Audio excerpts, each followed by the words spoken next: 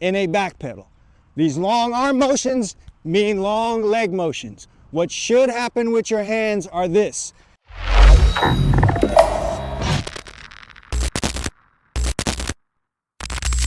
Chad Wilson, All Eyes DB Camp. All right, back pedal. When we're talking about back pedal, there's all of the tips on what to do with your feet, about your hips, and all that good stuff, but nobody really knows what to do with their hands. Today, we're talking about what your hands need to do in your back pedal on DB Tip Clips.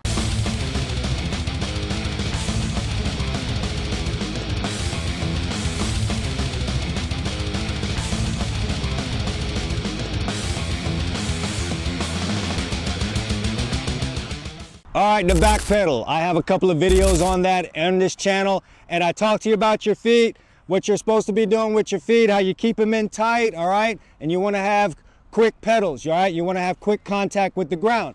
However, not everyone's sure what they're supposed to be doing with their hands, so we're going to talk about that. First, let's start off with what you're not supposed to do with your hands.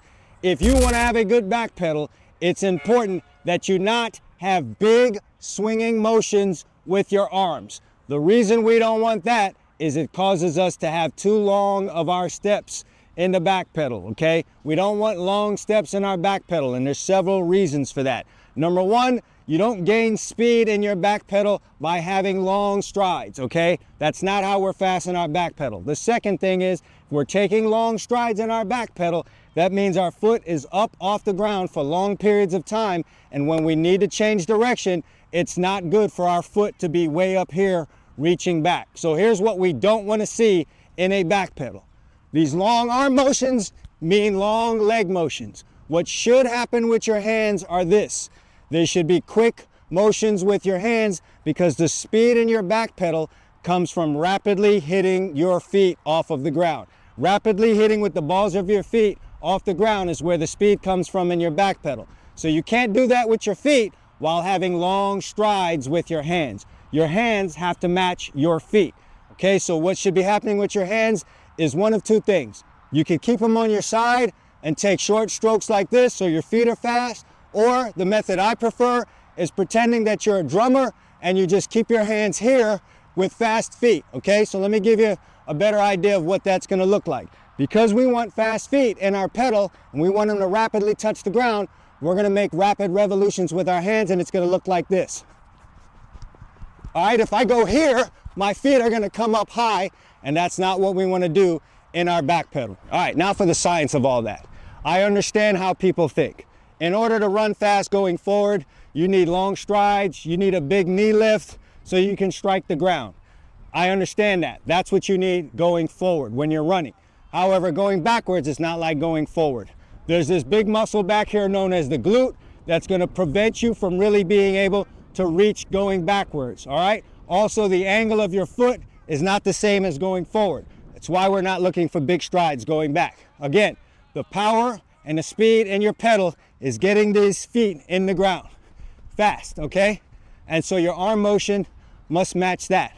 I'm not even mad if a guy doesn't have much arm motion at all. So you might see some guys with really good pedal whose arms are like this, and they're just resting at their side. I'm not even mad at that.